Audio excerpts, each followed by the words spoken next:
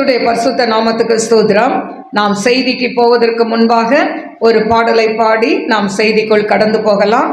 நான் உன்னை விட்டு விலகுவதில்லை, நான் உன்னை என்றும் கைவிடுவதில்லை. பழைய பாடல், தெரிந்த பாடல்தான். கரங்களை தட்டி நாம் பாடலாம். நான் உன்னை விட்டு விலகுவதில்லை, நான் உன்னை என்றும் கைவிடுவதில்லை, நான் உன்னை விட்டு விலகுவதில்லை, நான் உன்னை என்றும் கைவிடுவதில்லை. நான் உன்னை காண்கின்ற தேவன், கண்மணி போல் உன்னை காப்பேன். நான் உன்னை காண்கின்ற தேவன், கண்மணி போல் உன்னை காப்பேன். நான் உன்னை விட்டு விலகுவதில்லை, நான் உன்னை என்றும் கைவிடுவதில்லை, நான் உன்னை விட்டு விலகுவதில்லை, நான் உன்னை என்றும் கைவிடுவதில்லை. பயப்படாதே நீ மனமே, நான் காத்திடுவேன் உன்னை தினமே. பயப்படாதே நீ மனமே, நான் காத்திடுவேன் உன்னை தினமே. அற்புதங்கள் நான் செய்திடுவேன், அற்புதங்கள் நான் செய்திடுவேன், உன்னை அதிசயமாய் நான் நடத்திடுவேன், உன்னை அதிசயமாய் நான் நடத்திடுவேன். நான் உன்னை விட்டு விலகுவதில்லை, நான் உன்னை என்றும் கைவிடுவதில்லை, நான் உன்னை விட்டு விலகுவதில்லை, நான் உன்னை என்றும் கைவிடுவதில்லை. திகையாதே கலங்காதே மனமே, நான் உன்னுடன் இருக்க பயமே மான். திகையாதே கலங்காதே மனமே, நான் உன்னுடன் இருக்க பயமே. கண்ணீர் யாவையும் துடைத்திடுவே, கண்ணீர் யாவையும் துடைத்திடுவே, உன் கவலைகள் யாவையும் போக்கிடுவேன் ஏமான், கவலைகள் யாவையும் போக்கிடுவேன். நான் உன்னை விட்டு விலகுவதில்லை, நான் உன்னை என்றும் கைவிடுவதில்லை, நான் உன்னை விட்டு விலகுவதில்லை, நான் உன்னை என்றும் கைவிடுவதில்லை. அனுதினம் என்னை தேடிடுவான், நான் அழைத்திடும் பலனை பெற்றிடுவான். அனுதினம் என்னை தேடிடுவான், நான் அழைத்திடும் பலனை பெற்றிடுவான். அத்திமரம் போல் செழித்திடுவாய், அத்திமரம் போல் செழித்திடுவான். நான் ஆசையாய் உண்ண கனி கொடுப்பாய், நான் ஆசையாய் உண்ண கனி கொடுப்பாய்.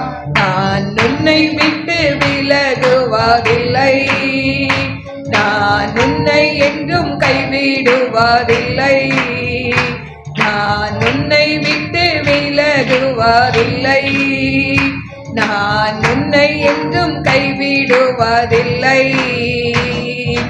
நீதியின் பலகரத்தாலே உன்னை தாங்குவேன் நான் அன்பினாலே, நீதியின் பலகரத்தாலே உன்னை தாங்குவேன் நான் அன்பினாலே. ஆவியில் உண்மையாய் ஜெபித்திடுவாய், ஆவியில் உண்மையாய் ஜெபித்திடுவாய். தினம் அல்லேலூயா என்றே ஆர்ப்பரிப்பாய், தினம் அல்லேலூயா என்றே ஆர்ப்பரிப்பாய். நான் உன்னை விட்டு விலகுவதில்லை, நான் உன்னை என்றும் கைவிடுவதில்லை, நான் உன்னை விட்டு விலகுவதில்லை, நான் உன்னை என்றும் கைவிடுவதில்லை. நான் உன்னை காண்கின்ற தேவன், கண்மணி போல் உன்னை காப்பே.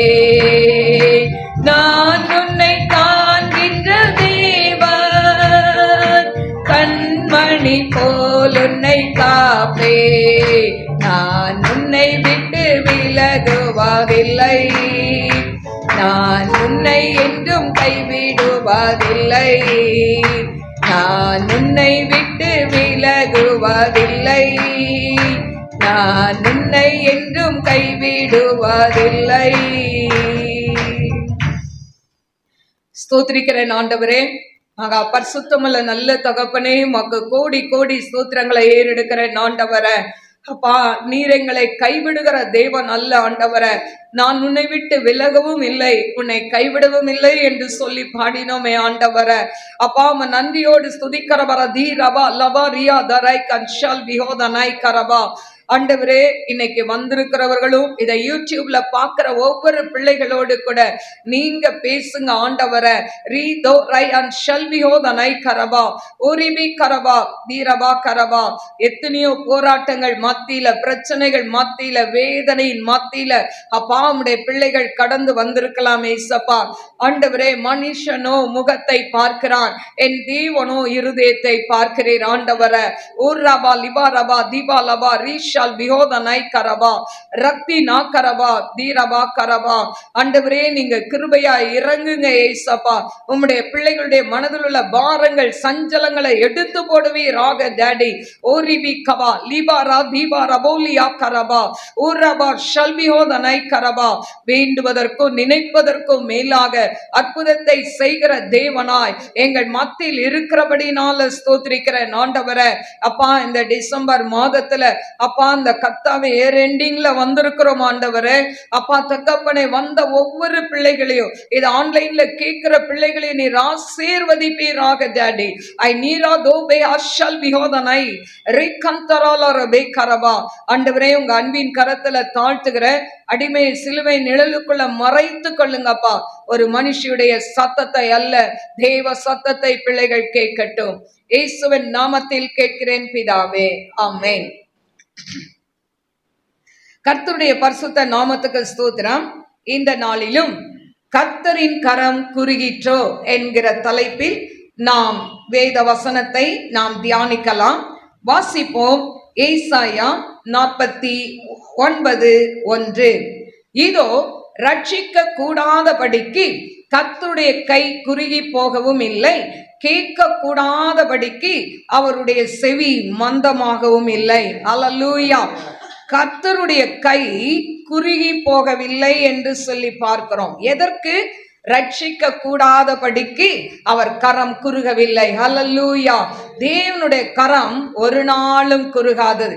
நாம் நினைக்கிறோம், இன்னும் என் குடும்பத்துல என்னுடைய மனைவி, பிள்ளைகள், இல்லாவிட்டால் சொந்தங்கள், தாய் தகப்பன் ரட்சிக்கப்படாமல் இருக்கிறார்களே, இவர்கள் எப்பொழுது ரட்சிக்கப்படுவார்கள் என்று சொல்லி நாம் நினைக்கலாம். இவர்கள் ரட்சிக்கவே பட முடியாதா என்று சொல்லி ஒருவேளை நாம் நினைக்கலாம். ஆனா ஆண்டவர் சொல்றாரு, ரட்சிக்க கூடாதபடி என் கரம் குறுகி போகவில்லை, கேட்க கூடாதபடிக்கு செவி என்ன பண்ணலையாம், மந்தமாகவில்லை என்று கர்த்தர் சொல்கிறார். ஹல்லேலூயா. அப்போ ஆண்டவருக்கு காது மந்தமா இல்ல, அவருக்கு அவர் நம்ம ஜபத்தை அவர் கேட்க கூடாதபடியும் இல்லை. ஹல்லேலூயா. ஆண்டவர் இந்த நாட்கள்ல வந்திருக்கிற உங்க வாழ்க்கையில, உங்க குடும்பத்துல யாரெல்லாம் ரட்சிக்கப்படாம இருக்கிறாங்களோ தேவன் அவர்களை ரட்சிப்பார். அது மட்டுமல்ல, உங்கள் தேவைகள் ஒவ்வொன்றிலும் ஆண்டவர் அதிசய விதமாய், ஆச்சரிய விதமாய் சந்திப்பார். என கருமையான தெய்வ பிள்ளைகளே, இன்று அநேகருடைய கரங்கள் குறுகி போகிறது. ஆண்டவருடைய கரம் ஒரு நாளும் குறுகாது. ஆனா அநேகருடைய கரங்கள் குறுகி போகிறதை நாம் பார்க்கலாம். யாருடைய கரங்கள்லாம் குறுகி போகும் என்று சொல்லி முதலாவது சொல்லி நான் அடுத்து நம்ம செய்திக்குள்ள போகலாம். எனக்கு அருமையான தெய்வ பிள்ளைகளே, இன்றைக்கு நம்ம கூட பிறந்தவங்க, அக்கா, தங்கச்சி, அண்ணன், அதாவது தம்பி, இப்படிப்பட்ட இவர்களுடைய கரங்கள் குறுகி போகும். நம்ம ஆபத்து நேரத்துல உதவி என்று சொல்லி அவர்களிடத்துல போய் நாம் கேட்டால் அவர்கள் சொல்வார்கள், வைத்து கொண்டே சொல்கிற ஒரு காரியம்னா, என்கிட்ட ஒண்ணுமே இல்லையே. ஹல்லேலூயா. கையை நல்லா விரிச்சிருவாங்க, என்கிட்ட ஒண்ணும் இல்லை இருக்கும் அவங்க கிட்ட. நம்ம இருக்குதுன்னு போய் கேட்டா என்ன சொல்லுவாங்க? ஒண்ணுமே இல்லையே. ஹல்லேலூயா. அது மட்டும் அல்ல, எனக்கு அருமையான தெய்வ பிள்ளைகளே, இன்னைக்கு பெற்றோர்கள் பிள்ளைகள் வளர்ந்து அவர்களும் வயது முதிர்ந்தவர்களாய் இருக்கும் பொழுது பிள்ளைகள் போய் கேட்பார்கள், மா எனக்கு இல்ல, அப்பா எனக்கு கஷ்டமா இருக்கு, சொத்தை வித்து கொடுங்களேன் அப்படின்னு கேட்டா நிறைய பெற்றோர் என்ன சொல்லுவாங்கன்னா, சொத்தை வித்து உன் கையில கொடுத்துட்டு நான் நடுரோட்ல இருக்கிறதுக்கு நான் சொத்தோடே நான் செத்து போலாம் அப்படின்னு சொல்லுவாங்க. இது ஒரு விதத்துல உண்மைதான். ஆனாலும் பிள்ளைகள் கஷ்டப்படுகிறார்கள் என்று அறியும் பொழுது அவர்கள் கேட்காமலே கொடுத்து உதவுதான் பெற்றோருடைய கடமை. இன்னைக்கு நிறைய பேர் இந்த பெற்றோருடைய கடமையில் தவறி போகிறதை பார்க்கிறோம். போய் ஹெல்ப்னு கேட்டா என்ன சொல்லுவாங்க? என்கிட்ட எங்க இருக்கு? ஒரே பதில். ஹல்லேலூயா. பெற்ற தாயா இருந்தாலும் தகப்பனா இருந்தாலும் அநேகர் இந்த பதிலை சொல்வது உண்டு. இன்னும் சில நேரங்களில் பிள்ளைகள் கரங்கள் குறுகி போகிறது. ஹல்லேலூயா. பெற்று வளர்த்து அவர்களை ஆளாக்கி நல்லா படிக்க வைத்து கை நிறைய சம்பாதிக்கும் பொழுது ஒருவேளை தாய் தகப்பன் கஷ்டப்படுகிற அந்த முதிர் வயதுல அந்த பிள்ளைகளிடத்துல போய் உதவி கேட்டோ, இல்லாவிட்டால் இந்த முதிர் வயதுல நான் உன் வீட்டுல உன் கூட வந்து தங்குறேன் அப்படின்னு சொன்னா என்ன பண்ணுவார்கள்? வேண்டாம், நாங்க தனியா இருக்கணும், நீங்க தனியா இருங்க, இப்படி சொல்கிற பிள்ளைகள் இருக்கிறார்கள். ஹல்லேலூயா. ஏன்னு சொன்னா வயதான பிறகு எல்லாரும் என்ன பண்ணுவாங்க? ஒரு காலகட்டத்துல சிக்காவாங்க, ஏதாவது வியாதி வரும், பலவீனம் வரும். இதெல்லாம் எதுக்கு வம்பு? ஹல்லேலூயா. அதனால வயதானவர்களை தள்ளி கைவிடுகிற பிள்ளைகளும் இருக்கிறார்கள். எங்களால பார்க்க முடியாது, நாங்க என்ன பண்றோம்? நாங்க பணம் கட்டியாவது கொண்டு நல்ல ஹாஸ்டல்ல சேர்த்துறோம். இப்படி கை கழுவுகிற பிள்ளைகள் இருக்கிறார்கள். ஹல்லேலூயா. கர்த்தருடைய கரம் குறுகவில்லை, ஆனால் மனுஷனுடைய கரம் குறுகி கொண்டு இருக்கிறது. ஹல்லேலூயா. எனக்கு அருமையான தெய்வ பிள்ளைகளே, இன்னும் மனைவியினுடைய கரம் கூட சில நேரம் குறுகி போய்விடும். ஹல்லேலூயா. ஏன் சொல்றேன்னா, தேவைகள் அதிகமா இருக்கிற நேரத்துல உங்க கணவனுடைய தேவைகள் அதிகமா இருக்கும். ஆனா மனைவியினிடத்தில் நல்ல நகைகள் இருக்கும். ஆனா அந்த தேவையின் நேரத்துல அந்த கணவன் கேட்காமலே நகைகளை கொடுத்து உதவுவது மனைவியுடைய கடமை. ஆனா இன்றைக்கு, அதாவது எல்லாரையும் சொல்லல, ஒரு சிலர் இருக்கிறாங்க, நீ செத்தாலும் செத்துப்போ, நீ கடன்ல, நான் மட்டும் இந்த நகையோட கடைசி வரைக்கும் போகணும். ஹல்லேலூயா. கடைசி வரைக்கும் பரலோகத்துல கொண்டாங்க போறோம் இல்ல. அப்போ கணவன் கஷ்டப்படும் போது அந்த தேவையை அறிந்து உதவி செய்கிறவள் தான் மனைவி. ஆனா அவளுடைய கரமும் என்ன ஆயிரும்? குறுகி போய்விடும். கணவனும் அப்படித்தான். ஹல்லேலூயா. மனைவியானவள் தன் தாய் தகப்பனை விட்டு, தன் குடும்பத்தை விட்டு, இனி இவர்தான் எனக்கு எல்லாமே என்று சொல்லி ஒரு மனைவியானவள் தன்னை அர்ப்பணித்து அந்த குடும்பத்தோடு கூட வந்து தங்கும் பொழுது அந்த மனைவி கஷ்டப்படும் போது, நல்லா இருக்கும் போது ஒன்றும் இல்லை. ஹல்லேலூயா.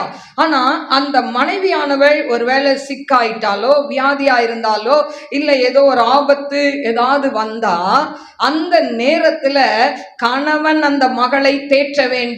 ஹல்லேலூயா. ஆனா அந்த நேரத்துல பார்த்து அவங்க சொல்கிற, நீங்களாம் சகோதரர் நல்லவர்கள், நிறைய ஹெல்ப் பண்றீங்க, நான் பார்க்கிறேன். ஆனா சொல்றேன், அந்த நேரத்துல மனைவிக்கு ஒரு வியாதி என்று சொன்னால் முதலாவது துடிக்கிறது யார் உள்ளமா இருக்கணும்னா சகோதரர்கள் உள்ளமா தான் இருக்கணும், கணவனுடைய உள்ளமா தான் இருக்கும். ஐயோ, என் மனைவிக்கு இப்படி ஆயிடுச்சே அப்படின்னு சொல்லி அப்படி துடித்தால் பணத்தை பார்க்க மாட்டார்கள். ஹல்லேலூயா.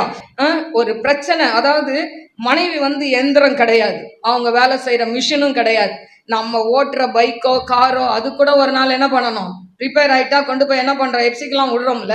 எனக்கு அருமையான தெய்வ பிள்ளைகளே, மனைவி சிக்காய் படுத்தாலோ அவங்க நோய்வாய் இருந்தாலோ அவங்களுக்கு எவ்வளோ பணமானாலும் அவங்கள சரி பண்றது ஒரு கணவனுடைய காரியம். அல்லேலூயா.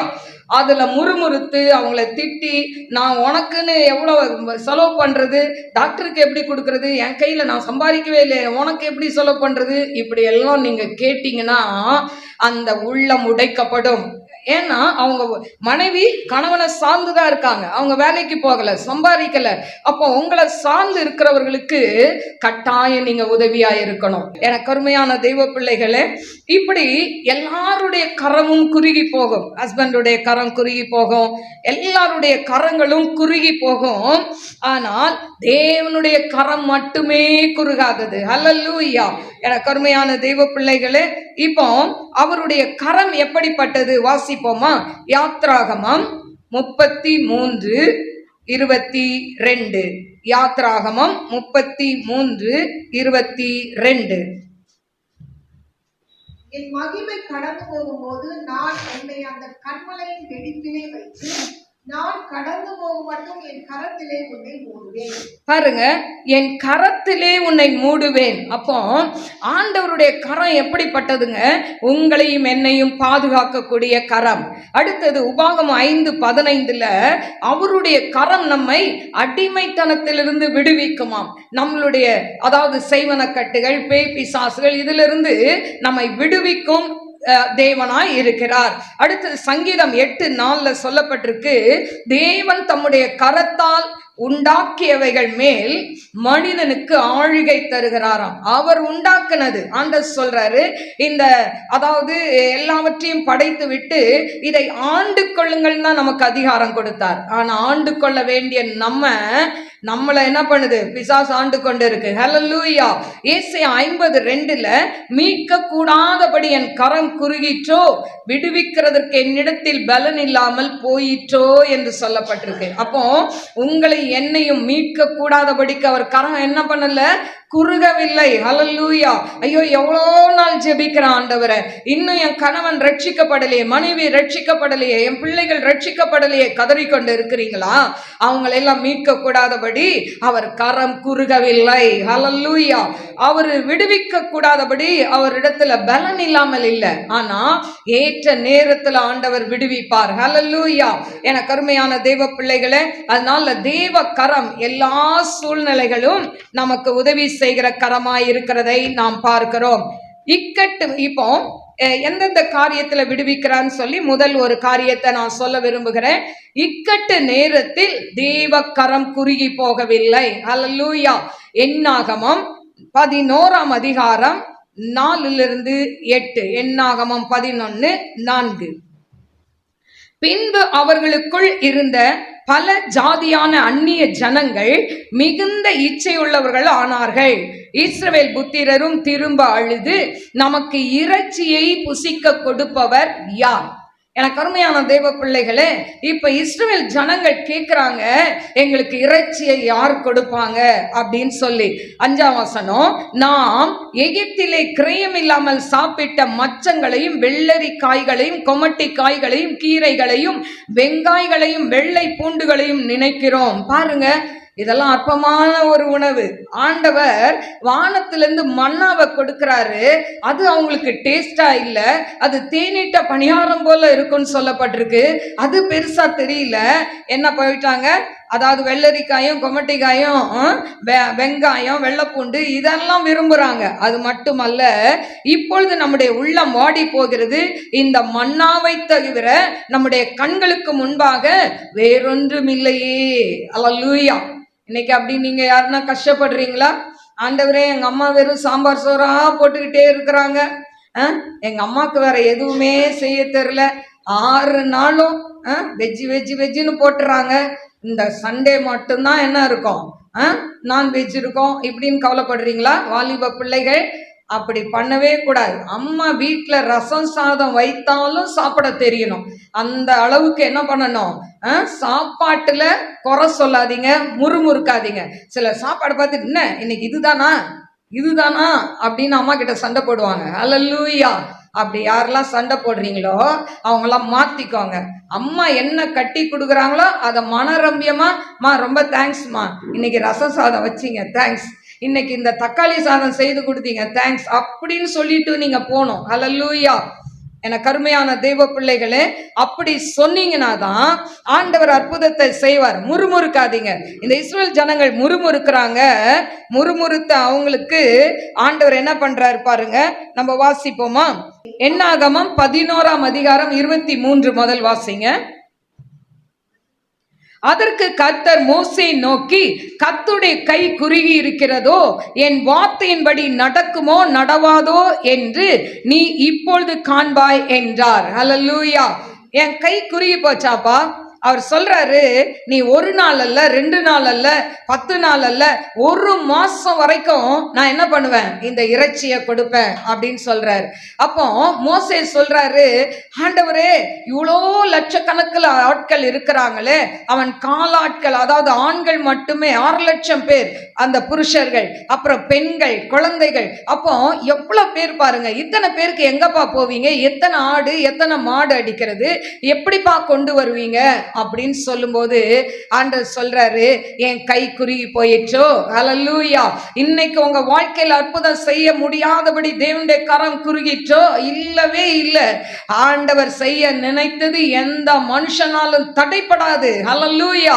கர்த்தர் செய்ய நினைத்தது தடைப்படாது என்று யோபு சொல்கிறதை பார்க்கிறோம். எனக்கு அருமையான தேவ பிள்ளைகளே, அதனால கர்த்தர் உங்க வாழ்க்கையில எதை சொல்கிறாரோ அது நிச்சயமாய் நடக்கும்.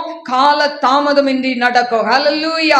நமக்கு அதாவது நடக்கலையே நினைப்போம். ஆனா ஆண்டவர் அந்த எந்த காரியத்தை குறித்து ஜெபிக்கிறாங்களோ அந்த காரியத்தில் அவர் ப்ராசஸ்ல வச்சுக்கிட்டே இருப்பார்.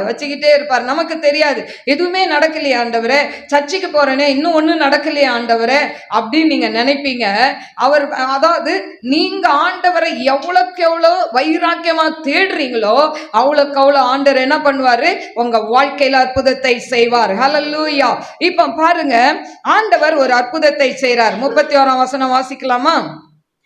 அப்பொழுது கர்த்தரிடத்திலிருந்து புறப்பட்ட ஒரு காற்று சமுத்திரத்திலிருந்து காடைகளை அடித்து கொண்டு வந்து பாளையத்திலும் பாளையத்தை சுற்றிலும் இந்த பக்கம் ஒரு நாள், அதாவது இந்த பக்கம் ஒரு நாள் பிரயாணம் மட்டும், அந்த பக்கம் ஒரு நாள் பிரயாணம் மட்டும் தரையின் மேல் 2 முழ உயரம் விழுந்து கிடக்க செய்தது.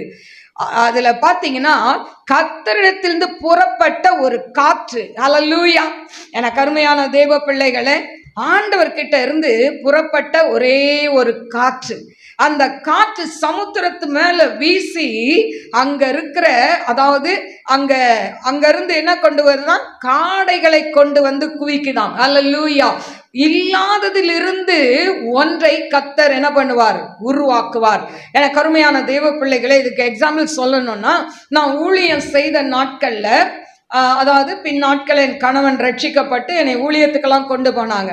இப்படி ஊழியத்துக்கு போகும்போது அப்போ நாங்கள் வலசரவாக்கத்திலிருந்து செங்கல்பட்டு பெரியபாளையம் இதெல்லாம் 2 வீலர் எக்ஸல்ல தான் போவேன். பெரிய வண்டி அவங்களுக்கு ஓட்ட முடியாது, கையில் அடிப்பட்டனால. அப்போ எக்ஸல்ல போவோம் பாருங்க. அப்படி போகும்போது ஒரு நாள் நாங்கள் செங்கல்பட்டில் போய் பேசணும். அங்கே அதாவது 8:30 அப்படின்னு நினைக்கிறேன். நாங்கள் இங்கேருந்து போகிறோம், ஒரு சிஎஸ்ஐ சர்ச்சில் பேச கூப்பிட்டுருந்தாங்க. அப்படி போகும்போது கரெக்டாக அந்த நஸ்ரட்பேட்டை பைபாஸில் ஏறிட்டோம். ஆனால் அங்கே போன உடனே அந்த பைக்கில் ஃப்ரண்ட் வீலில் காற்று இல்லை. ஹல்லேலூயா. அவ்வளோ காலையில் இங்கே கிட்டத்தட்ட ஒரு 6-6:30க்கெல்லாம் கிளம்புவோம். அப்படி கிளம்பும்போது காற்று இல்லை. ஆனால் அன்னைக்கு கடையும் அவ்வளோ சீக்கிரம் திறக்காது, கடையும் கிடையாது. பைபாஸில் ஏறிட்டோம்னா அது எங்கே போய் முடிகிற இடத்துல தான் கடைகள் இருக்கும், நடுவில் இருக்காது. இப்போ என்ன செய்ய, ஆனால் வரேன்னு சொல்லிட்டோம். அங்கே குறித்த நேரத்தில் போய் எப்பவுமே அந்த சர்ச்சு தொடங்க முன்னால் நாங்கள் தான் சில இடத்துல போய் கேட் திறக்கிற மாதிரி போய் நிற்போம். அந்த அளவுக்கு என்னைய ஓட்டி கொண்டு போயிடுவாங்க சீக்கிரம்னு. அப்போ அப்படி போகும்போது பார்த்தீங்கன்னா நாங்கள் அந்த ஏறிட்டோம், கடை இல்லை. நான் சொன்னேன், ஓட்டுங்க, ஏசப்பா கூட வருவார். ஹல்லேலூயா. அப்போ அவங்களும் விசுவாசத்தோட நான் சொன்னதை கேட்டு ஓட்ட ஆரம்பித்தாங்க. ஃப்ரண்ட் வீலில் காற்றே கிடையாது. நான் ஜெபம் பண்ணிகிட்டே போகிறேன் பின்னால் இருந்து, ஆண்டவரே அதாவது இஸ்ரவேல் ஜனங்களுக்கு காற்றை அனுப்பி காடைகளை கொண்டு குவித்தது உண்மையானால், இப்போ இந்த ஃப்ரண்ட் வீல்ல நீங்க காற்று அனுப்புங்க ஆண்டவரே, இது எங்க போய் அந்த முடிவடைதோ அந்த கடை இருக்கிற வரைக்கும் ஓடணும்னு சொல்லி ஜெபம் பண்ணிக்கிட்டே போனேன். பாருங்க, அந்த பைபாஸ்ல வேகமா போனாங்க. போய் டயரும் எதுவும் ஆகலை, வண்டியும் ஓடுது. கரெக்டாக அந்த வண்டலூர் கிட்ட அந்த இறக்கத்தில் போகும்போது அங்கே ஒரு பெட்ரோல் பங்க் இருக்குது. அந்த இடத்துல போய் காத்தடிச்சிட்டு திரும்ப செங்கல்பட்டு போனோம். ஹல்லேலூயா! எவ்வளோ கர்த்தர் நல்லவர்ல. என் ஊழியத்தில் அநேக அற்புதங்களை கர்த்தர் செய்திருக்கிறார். அப்போ பாருங்க, காற்றை கொண்டு அன்னைக்கு இஸ்ரவேல் ஜனங்களுக்கு தான் அற்புதம் செய்தாரா? இல்ல, அவர் நேற்றும் இன்றும் என்றும் மாறாத தேவன். நம் வாழ்க்கையில இன்னைக்கும் நம்ம விசுவாசித்தால் ஆண்டவர் அற்புதம் செய்ய வல்லவராய் இருக்கிறார். ஹல்லேலூயா! இப்போ அப்படி ஆண்டவர் கொடுத்த உடனே எல்லாரும் என்ன பண்றாங்க? மடமடன்னு சாப்பிடுறாங்க. ஆனா சாப்பிடும் போது ஆண்டவர் என்ன பண்றாரு? 33ஆம் வசனம் வாசிக்கலாமா? தங்கள் பற்கள் நடுவே இருக்கும் இறைச்சியை அவர்கள் நின்று தின்ன உடனே கர்த்தருடைய கோபம் ஜனங்களுக்குள்ளே கொண்டது. கர்த்தர் ஜனங்களை மகா பெரிய வாதையால் வாதித்தார். பாருங்க, கர்த்தருடைய கோபம் வருது. அவங்க மென்னு தின்னு இருக்கும் போதே ஆண்டவருடைய கோபம் மூண்டதாம். ஆண்டவர் என்ன பண்ணாராம்? பெரிய வாதையால் அவர்களை வாதித்தார் என்று சொல்லப்பட்டிருக்கிறது. என கருமையான தேவ பிள்ளைகளே, அதனால இன்றைக்கு நாம் ஆண்டவர் சமூகத்துல முறுமுறுக்கவே கூடாது. கர்த்தருடைய கரம் குறுகி போகவே இல்லை. ஹல்லேலூயா! அதனால நீங்கள் சோர்ந்து போகாதீங்க. உங்க வாழ்க்கையில தேவன் அற்புதத்தை செய்வார். ரெண்டாவது ஒரு காரியம், என கருமையான தெய்வ பிள்ளைகளே, பஞ்ச நேரத்துல ஆண்டவருடைய கரம் குறுகி போகாது. ஹல்லேலூயா! பஞ்ச நேரத்துல ஆண்டவருடைய கரம் குறுகவே குறுகாது. இன்னைக்கு நிறைய பேர் நீங்க பண தேவையோட வந்திருக்கிறீங்க. பொருளாதாரத்துல தேவை இருக்கு, எவ்வளோ தேவை இருக்கு, எவ்வளோ கடன் இருக்கு. ஆனாலும் ஆண்டவரை தேடி வருகிற உங்க வாழ்க்கையில தேவன் அற்புதத்தை செய்யக்கூடாதபடி அவர் கரம் குறுகவே இல்லை. ஹல்லேலூயா! 1 ராஜாக்கள் 17ஆம் அதிகாரம் 2ஆம் வசனத்தை நாம் வாசிப்போம். 1 ராஜாக்கள் 17:2 நாம் வாசிப்போம். பின்பு கர்த்தருடைய வார்த்தை அவனுக்கு உண்டாயிற்று. அவர், நீ இவ்விடத்தை விட்டு கீழ் திசையை நோக்கி போய் யோர்தானுக்கு நேராயிருக்கிற கேரி தாற்றண்டையில் ஒளித்துக் கொண்டிரு. அந்த ஆற்றின் தண்ணீரை குடிப்பாய். அங்கே உன்னை போஷிக்க காகங்களுக்கு கட்டளையிடுவேன் என்றான். ஹல்லேலூயா! எனக்கு அருமையான தேவ பிள்ளைகளே, இந்த இடத்துல நாடு முழுவதும் பஞ்சம். யார் மூலமா? எலியா மூலம் தான் பஞ்சம் வந்தது. அவன் தான் சொல்றான், என் வார்த்தையின்படி 3 மாதம் என்ன பண்ணாது, மழை பெய்யாதுன்னு சொல்லிட்டு போயிட்டான். ஆனா அதுக்கு அடுத்தது பஞ்சம் நாட்டில் வந்த உடனே இவனும் அதே ஊர்ல தானே இருக்கிறான். அப்போ இவனுக்கு மட்டும் எங்க இருந்து வரும்? அப்போ ஆண்டவர் சொல்றாரு, நீ இத மாதிரி இந்த இடத்துல போய் கேரி தாறு இருக்கு, அந்த ஆற்றண்டையில ஒளித்து கொண்டிரு. ஆறு ஓடுற இடத்துல எங்க ஒளியறதுக்கு அவனுக்கு இடம் கிடைச்சதோ தெரியாது. ஆனா ஒளித்து கொண்டிருன்னு சொல்லும் போது அவன் ஒளிந்து கொண்டான். ஆனால் ஒளிந்து கொண்டிருந்த அவனுக்கு ஆண்டவர் சொல்றார், காகங்களை கொண்டு போஷிப்பேன். ஹல்லேலூயா! எனக்கு அருமையான தேவ பிள்ளைகளே, காகங்களை கொண்டு கர்த்தர் போஷிப்பார்.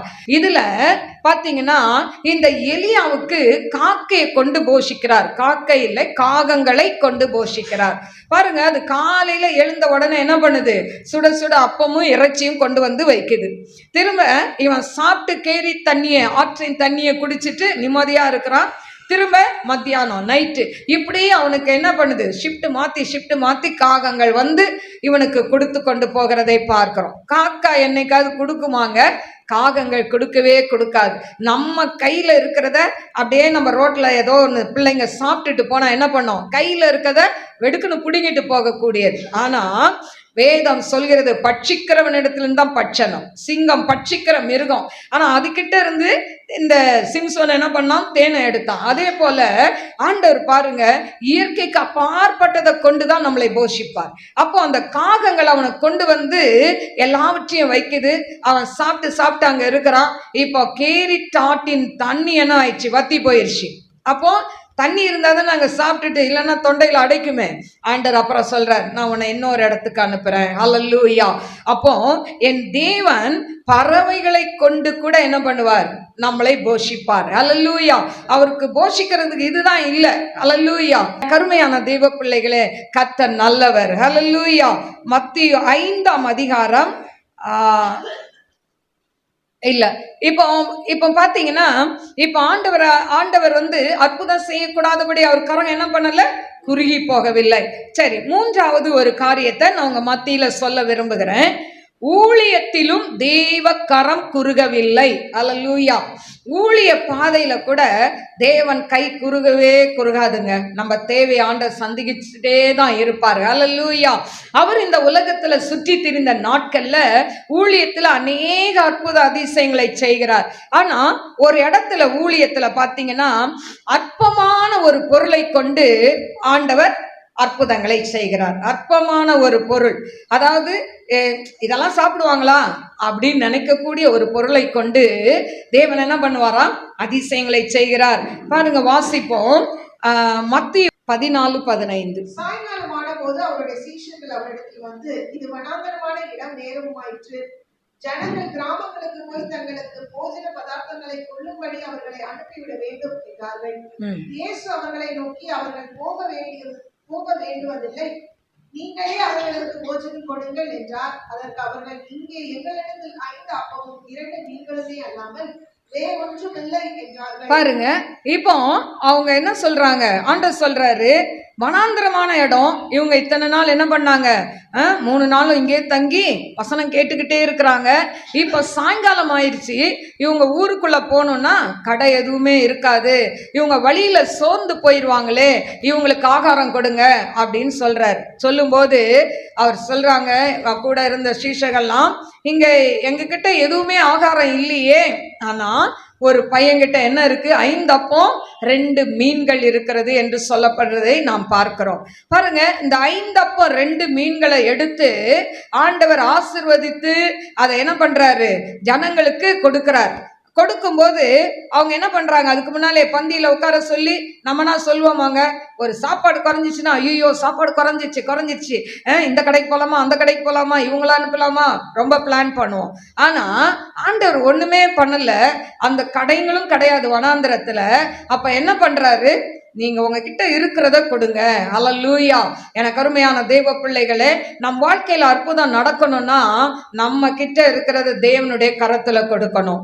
நம்ம வருமானங்களை தேவனுடைய கரத்துல கொடுக்கணும். ஆண்டவரே, இன்னைக்கு சம்பளம் வாங்குறீங்களா, வாங்கின உடனே ஆண்டவர் சமூகத்துல என்ன பண்ணணும், ஆண்டவரே இந்த மாதம் முழுவதும் லீவு போடாம வேலைக்கு போக வச்சிங்கப்பா, ஆண்டவரே இந்த சம்பளத்தை எனக்கு கொடுத்தீங்கப்பா, இதை சம்பாதிக்க எனக்கு பலனை கொடுத்தீங்களேப்பா, ஆண்டவருக்கு நன்றி சொல்லணும். நம்ம நிறைய நேரம் அதை சொல்ல மறந்துடும். ஏன்னா நம்ம அவசர உலகத்துல இருக்கிறோம். அதனால சம்பளம் வருதா, சம்பளம் வந்தோடனே இந்த கடன், அந்த கடன், இந்த கடன் எல்லாம் பிச்சு புடுங்கி கடைசியில ஒரு சொற்ப அமௌண்ட் கையில வச்சிருப்போம். அல்லேலூயா.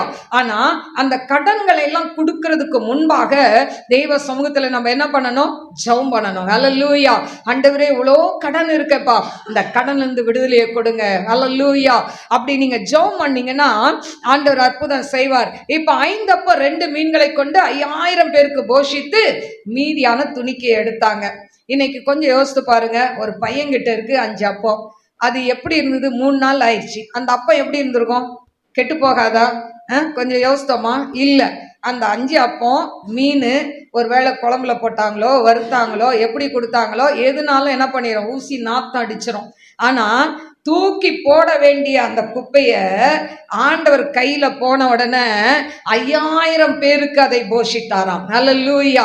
நம்மனா என்ன பண்ணுவோம், 3 நாள் ஆச்சு, ஒரு நாள் இட்லி சுட்டு வச்சு அடுத்த நாள் சாப்பிட சொன்னா கூட பிள்ளைங்க சாப்பிட மாட்டாங்க, போமா நீ சாப்பிடு, நாங்களாம் இதெல்லாம் சாப்பிட மாட்டோம். ஆனா 3 நாள் ஆன பிறகு உள்ளந்தா அந்த பையன் கையில இருந்து வாங்கி அதை எடுத்து ஆண்டவர் ஆசீர்வாதத்தை கொடுக்கிறாரு. அல்லேலூயா.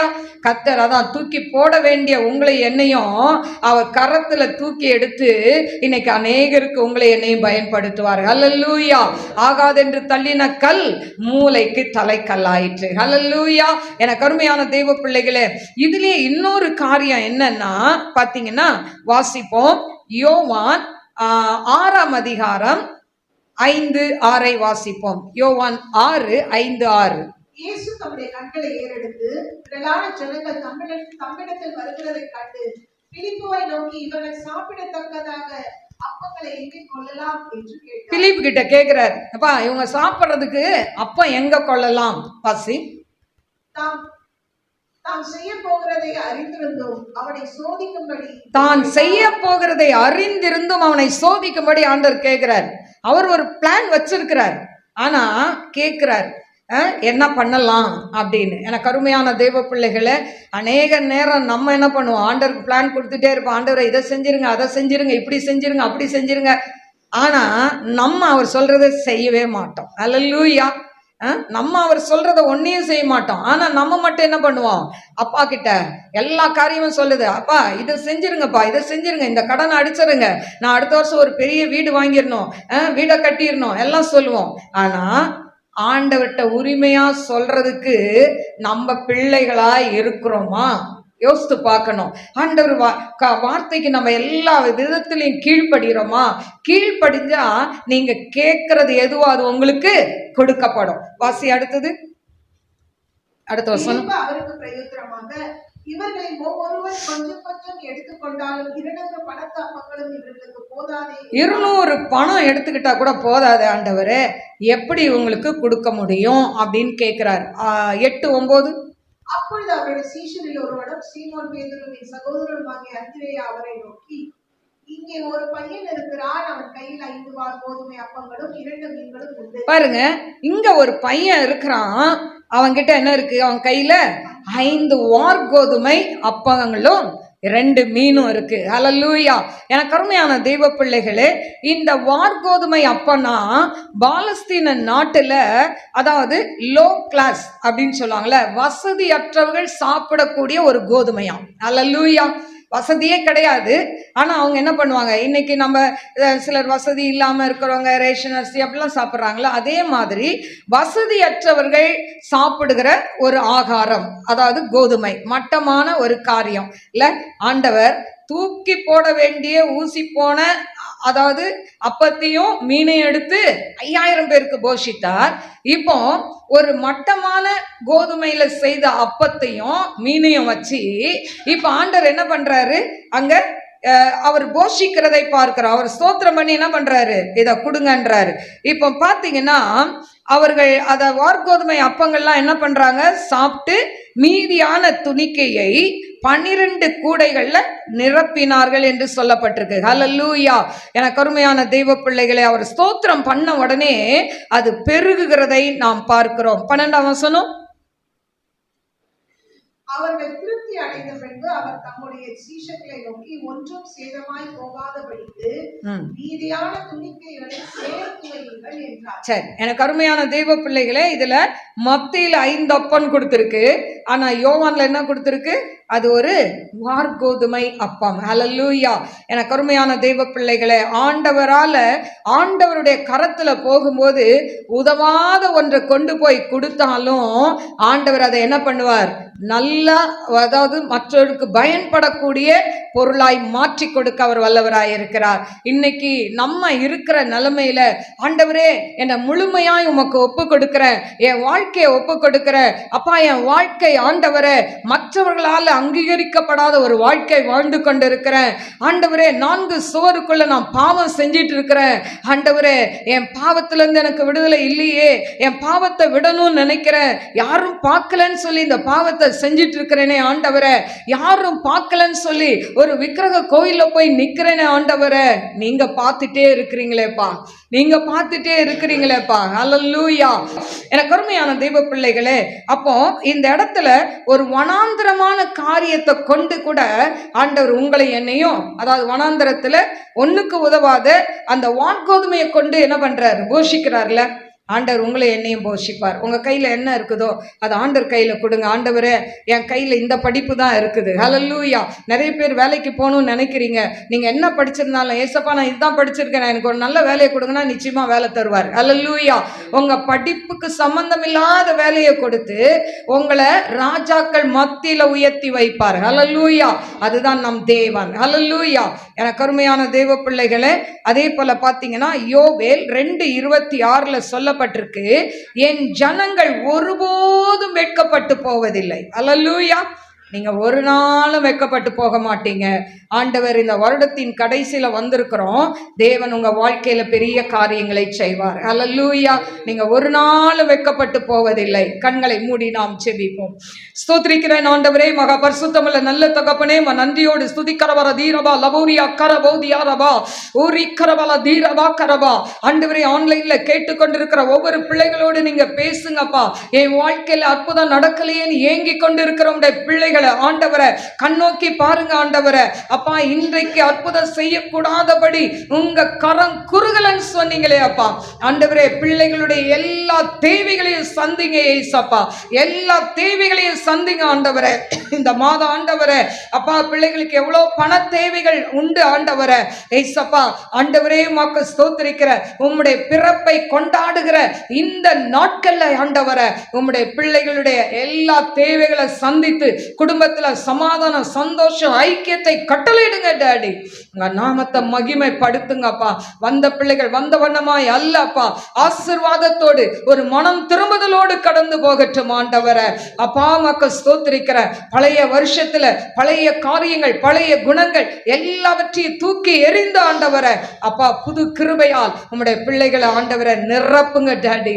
உங்க நாமத்தை மகிமைப்படுத்துங்க. ஆவியானதாமே பெரிய காரியங்களை செய்யுங்க. ஈஸ்வரன் நாமத்தில் கேட்கிறேன் பிதாவே, ஆமென். God bless you. God bless you.